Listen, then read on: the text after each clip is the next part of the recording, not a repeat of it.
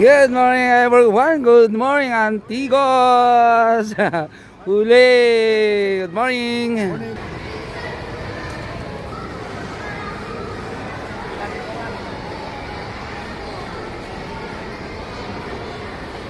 Huli kayo. Oh, God first.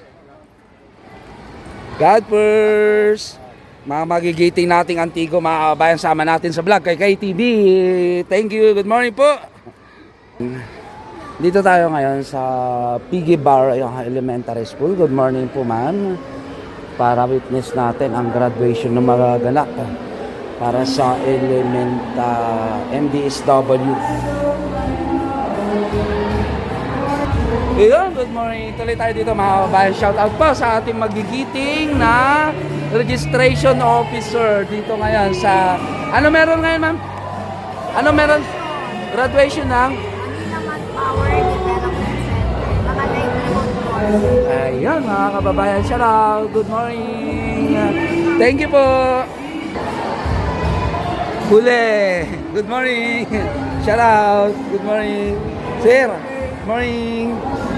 Good morning. Ayun o. Good morning. Ayun o.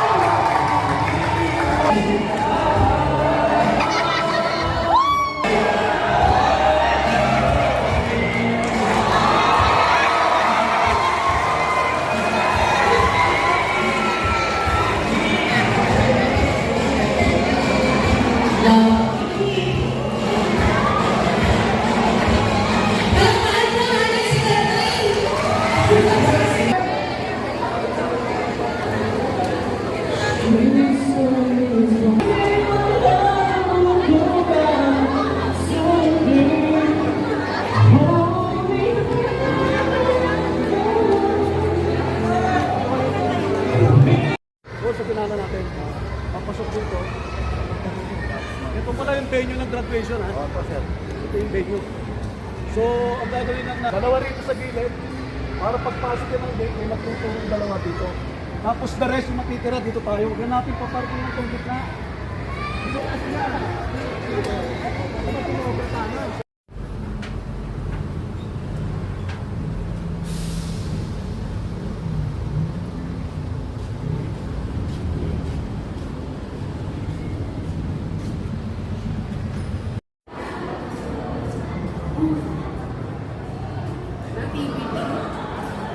Sa likod. Kung ako dinaan ng ano eh. PC. Ano message natin at kayo ay gagraduate na? Mauna ka na? MDSW. Kayo ba yung mga... Pangalan mo, boss? Andre po. Si Andre, Sir Andre, ay gagraduate kayo ngayon. No? Ano po yung course? Housekeeping. Housekeeping. Housekeeping. Anong message natin? Ngayong graduation mo. Ano po Ma'am Joy, shoutout po sa iyo. Napakagaling yung magturo. And kay Yorme, Sa magulang. I love you po. Yun, no? Shoutout sa mga magulang ni, ano? Andre. Ni Andre. Oh, I love you daw. Boss, pangalan? Ivan. Si Ivan. Gagraduate ka na rin?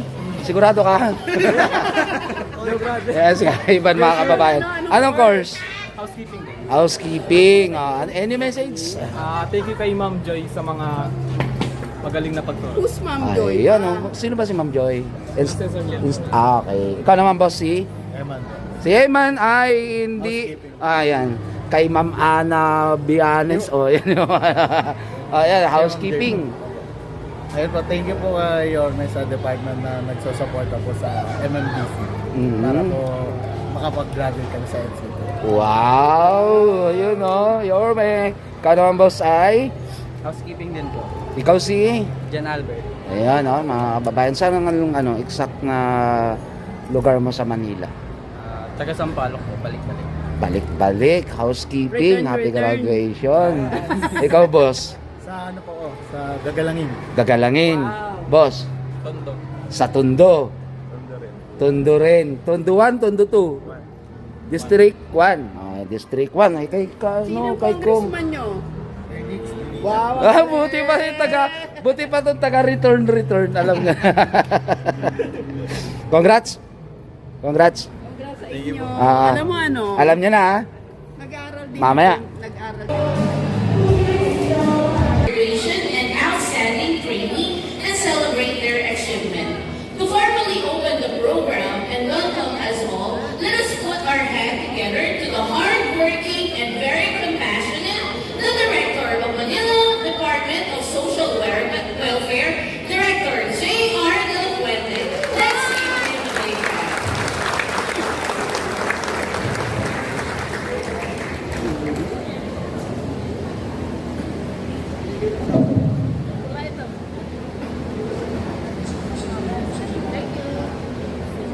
Gusto ko yan. Thank you, Mami. Thank you, Mami.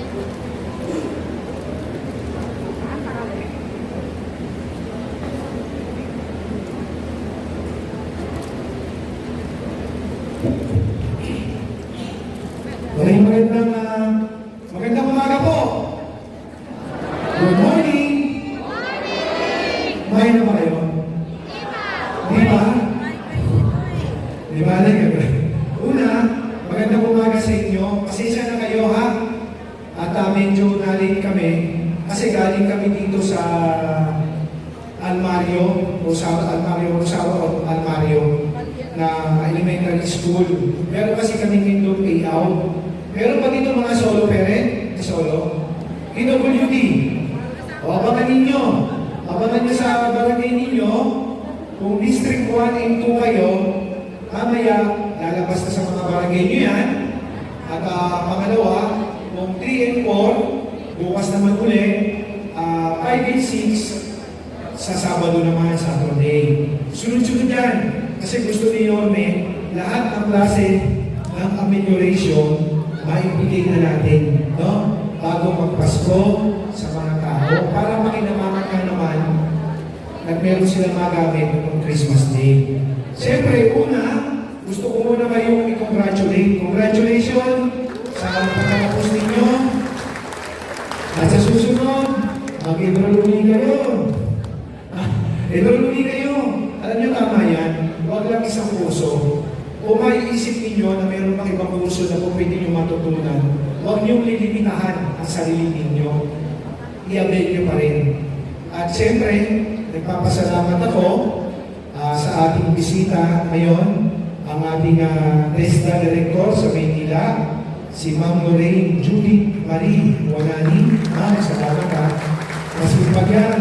Lagi namin kasama kapartner yan sa Luzon ng Maynila. Ang chief ng MMDC, si Ma'am Esther Ferrer. Thank you. Esther Ferrer.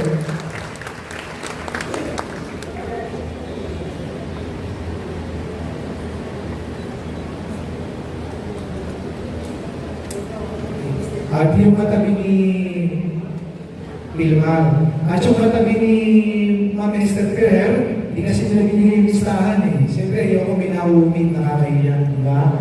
Lalo na success story niyo pala ito, di ba? At si Wilmar, nandyan siya. Magandang umaga po sa inyo. At tabayan na lang po natin si Yorme, ha? Tabayan na lang natin. Sa totoo lang, at alam naman natin, yung dalawang nauna na pagtatapos o graduation ninyo ng Manila Manpower Development Center, wala pang absent, hindi nag-a-absent sa inyo si Yorme, di ba? Sa amin na sa PWD, ang nandun si City Treasurer, ako, tsaka si Direktora Ben Rivera ng OSCA. Tatlo kami doon. Hindi ko lang alam kung dadaan pa si Yorme doon, pero may tawag na sa akin, nadadaan dito sa inyo. Ha? Lakas nyo ah. Bumansa wala pa doon eh, kasi honestly, napakarami talagang schedule ngayong magpapasko. Alam mo naman yan eh, pagka magpapasko, maraming schedule si Yorme. Talagang puno-puno. Kaya, pag nakikusap tayo, naisingin tayo, at tabayanan lang natin, habang hinihintay natin, mag-ibang muna tayo. Ako, ano yung po pwede natin gawin dito. Ilan lang sila dito? Ilan lang? 188? Okay. Sige. 488 lahat kayo na narito. Okay? At muli, hindi ko na papakahabaan pa.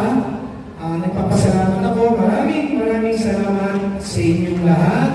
At sana, balik uli kayo sa Manpower.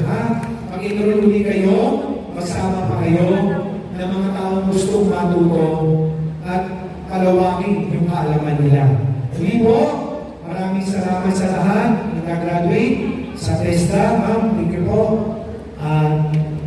Magandang umaga at congratulations po sa inyo lahat.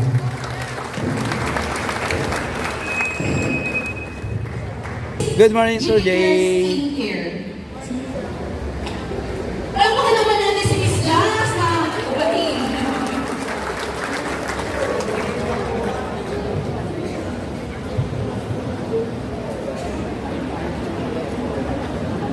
Andyan na si boss. Andyan na yung PIO. Ayan na si boss. Yan ang PIO. Hi, Tony. Hi. Good morning. Si Boss Bambi.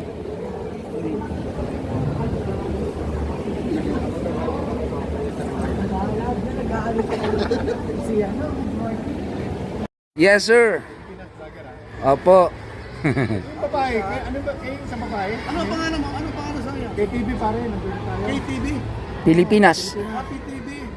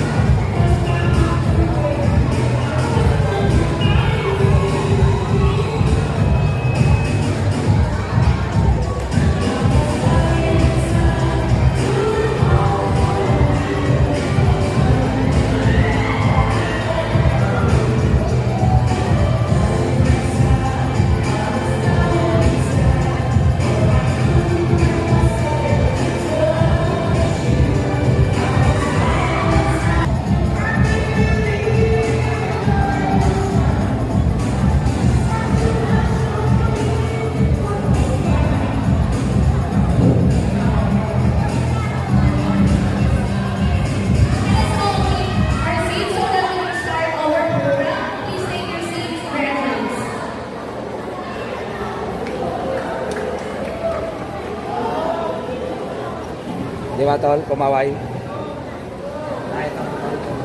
Okay, aupan po tayong lahat. At sa umagang ito, para mamusto ko ang araw natin, mga graduates, ibinibigay ko po sa inyo ang ama ng lungsod ng Maynila, Yorme Isko Moreno Dumagoso. Thank you, Jay. Palakpakan natin ang ating NDSW. Good morning! Masaya po kayo? Uy, ako, una siyempre salamat sa ating principal, sa mga guro, na tayo dito sa ito. Mas masarap dito, sana, buwan, dito na lang tayo. Malamig. Kasi usually, kung kami sa UBM ground. But I'm excited for you. Merry Christmas. Excited ako sapagkat another 488 individuals of Manila learn something, skill, that may give each and every one of you opportunity or better chances to pursue economic stability for yourself and for your family. Now, this is our third under this administration. Pangatlo na namin ito. Natutuwa ko kay Director Jay sapagkat tumutuko siya sa landas na aking gustong ibigay sa lungsod ng Maynila at mamamayan ito. Your city government will continue to focus on MBN. MBN. Minimum Basic Needs. Ano yan? Paloob dyan. Housing, education, healthcare, and jobs. Kapag ang isang pamilya ng millennial may matinong disente na masisilungan, panatag ang pamumuhay ng pamilya. At ang bata, papasok sa eskwelahan. Ang magulang, papasok sa kanyang trabaho. Pag ang pamilya nagkasakit, mayroong maayos na hospital or healthcare facility. Kung titingnan ninyo, sa mga nandito lalo na yung mga magulang, kung titingnan ninyo, ang buhay natin ay umiinog lamang sa ganoong bagay. Yung mga shopping, window shopping, yung Natasha, yung Chinchansu, yung mga yung bagay na, karang yung tawag yan, pampasarap sa buhay. Because aspiration, syempre you wanted to be beautiful. Kaya minsan nagpapa-color ka ng hair. Yes, it may be, at some point, at some level, kailangan. Pero ito pa muna yung pamangailangan. Kapag natugunan ito ng pamahalaan, tataas ang antas ng pamumuhay ng bawat pamilyang Manileno. That is what I believe. Then, now, and tomorrow. Kaya ang inyong pamahalang luso, kung mapapansin ninyo, kahit gipit na gipit, kahit na talagang yung sarang mo ito, buka-buka lang. Kahit na ubus na ang sinulit, pinipilit kong maging masino at gumastos ng walang kapararahan. Yung iniiwasan ko ang gumastos ng walang kapararahan. Sabihin, kung meron man akong gagastusin sa limited resources natin, ipupuhunan ko na lang sa MBN. Why am I excited for you today? Kasi, alam ninyo, di ba mahirap ang buhay yan? Nararamdaman nyo. Hindi lang sa Manila yun, sa buong Pilipinas yun. Because of incidents or situation in our country, nationally, it affects the trust and growth of businesses. Because businesses provides opportunity and jobs. And jobs looks for particular sets of skills. Katulad ng mga natutunan ninyo. Now, kung meron man ako ireregalo sa inyo, nanay ko, parang nanay ko na yun.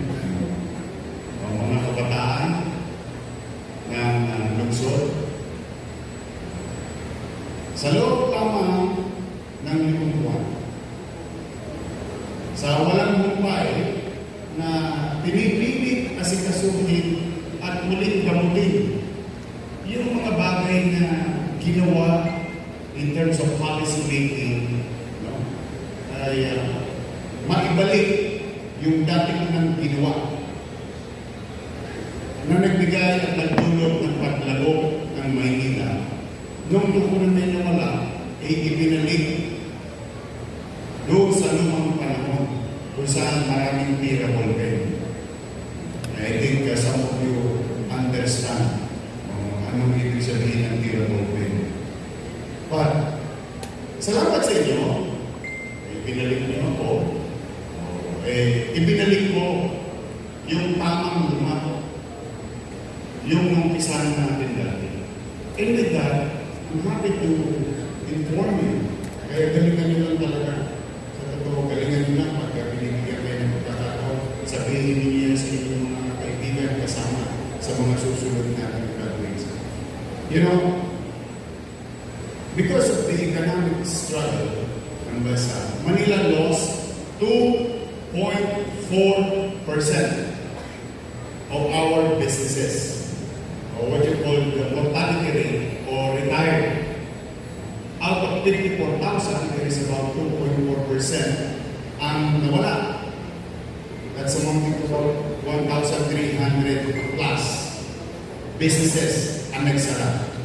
Now, sa awa naman ng Diyos, mukha nagugustuhan ng mga negosyante yung dati natin polisiyang ibinalik ko ngayon. Manila grew by 12.9%. So, if we minus the growth to the mortality or the decline or retirement, so 12.9 minus 2.4, we are positive 10 plus %. Ibig sabihin, alam niyo ba, pag tinitingnan niyo yung numero, parang maliit, ano? That's about 7,000 new businesses in the city of Manila.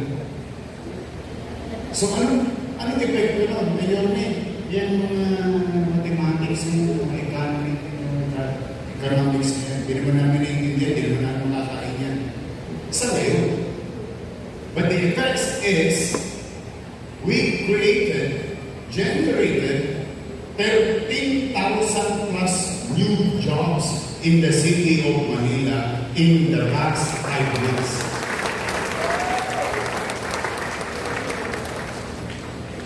May sense? Logical? Mahirap gawin. Hindi naman makukunawaan ng mga leader, pero these are not special science. These you don't have to be what do you call this? Economists. No. These are basic. Gawin mo maliwalas ang sila. Gawin mo panatag ang pamumuhay. Bawasan o tanggalin mo yung mga tologes sa City Hall.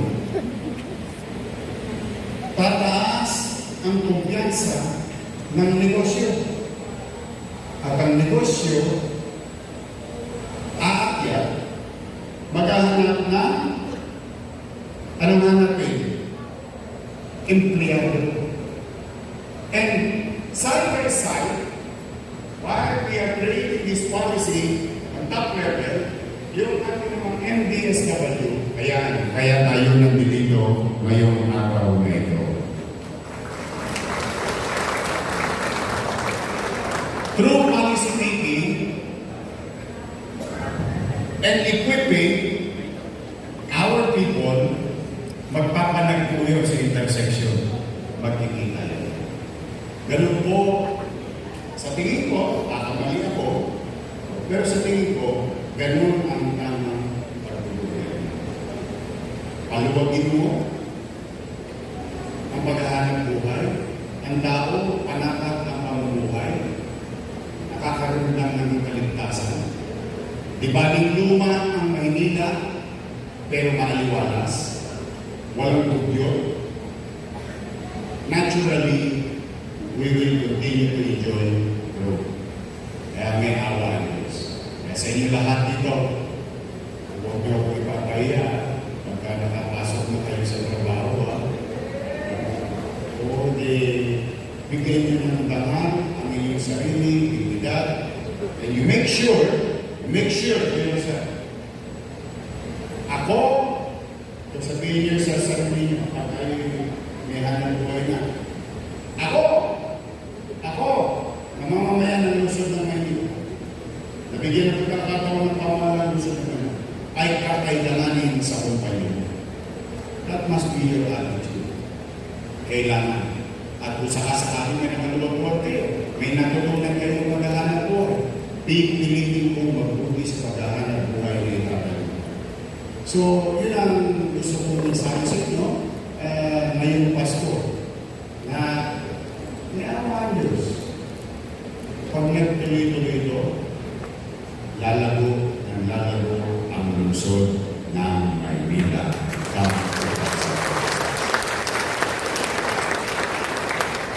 Napansin niyo ba? Kahit wala tayong pera, si Judith, pala yung bisita sa akin. Kilala rin mo si Judith, no? Casey at Renta, Judith. Pero sa katapusan, sa December 30, magugulat ako sa inyo. Remember, nung pumasok ako sa gobyerno, may iniwan sa akin commercial obligation. Ang commercial obligation, hindi yan utang na katulad sa bangko. Ito ay utang kasi may nanubak. Parang may utang sa'yo kasi hindi ka binayaran. Anong tawag doon? Manunubak. Tama ba? And I don't want that kind of impression for our city. So, even though it is done in the past, to heal is to cure.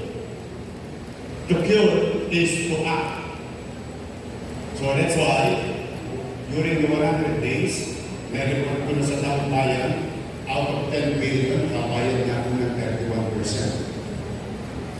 That's 3.1 billion pesos. Plus, yung utang ko naman, yung utang ko, di ba yun naman nila sa akin? Anong tawag yan? Yan ang ano nila sa akin eh.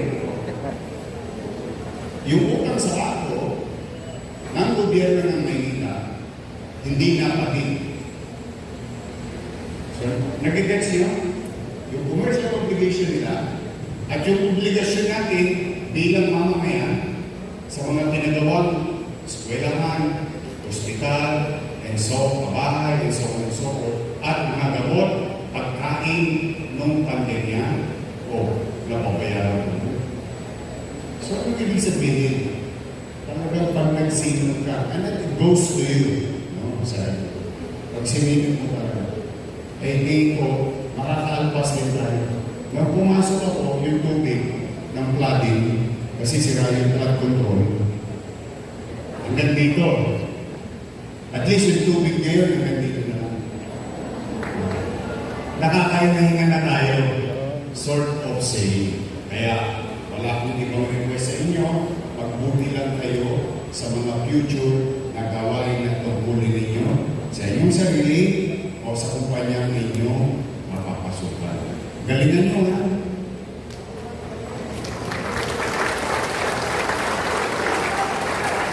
I love you. Masarap pang linggo yun, no? Sinigang. Paborito ko kasi yung sinigang. May asin ka. Kaya sa inyo, mga batang Manila, tingnan ninyo, marami na ba sa inyo sa inyong kanya-kanyang tahanan nakatanggap ng Noche Buena? Meron na? Taas ng kamay na meron na. Yan. Yung mga wala pa, steady lang kayo. Nakita lang kayo at kayo'y maliligtas. Lahat yan. we try to continue what we have started in the past. Ayaw ko kasi kahit nahihirap, I think your parents will agree with this. Kahit hirap ang buhay, gagawa ng paraan. Dahil ang gusto ko, sa Pasko, walang magutom sa lungsod ng Maynila.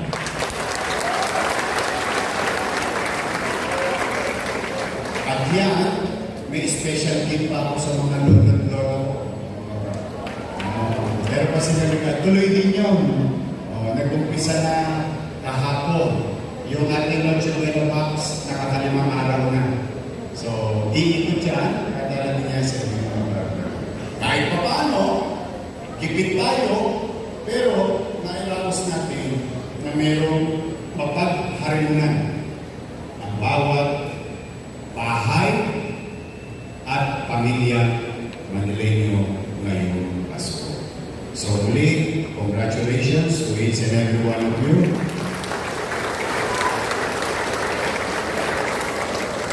I hope 2026 will be a better days for each and every one of us and for our city. And ang wish ko naman, sana maging malusog na lang tayo. Kasi mas magastos magkasakit. Ang isang mahirap na tao, pag nagkasakit, 2 beses tinatamaan.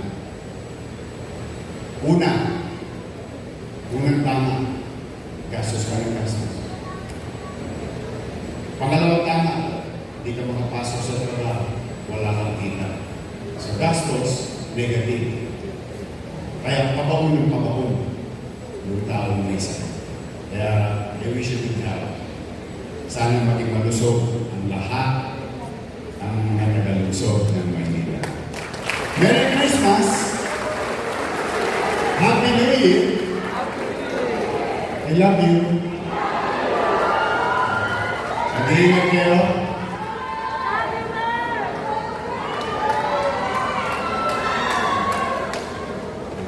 Mag-iingat kayo, pagpalain nawa kayo ng buong may kapal. Manila! God first, thank you. Thank you so much, Yorme.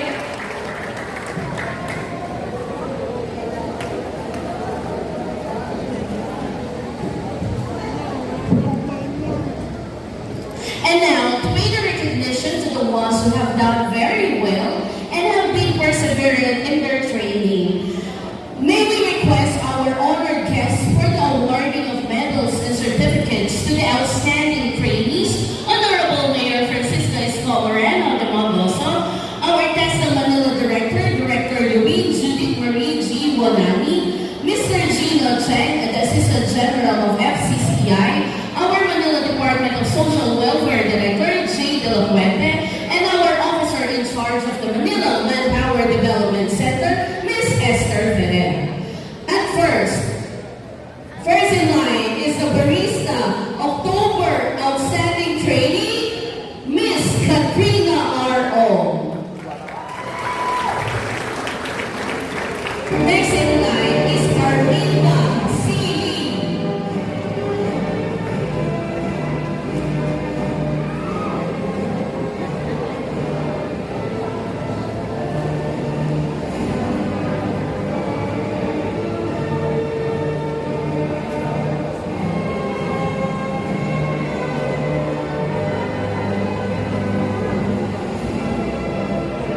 Miss Clarice Desai, the Barista Outstanding, and she's also the Housekeeping Outstanding Trainee.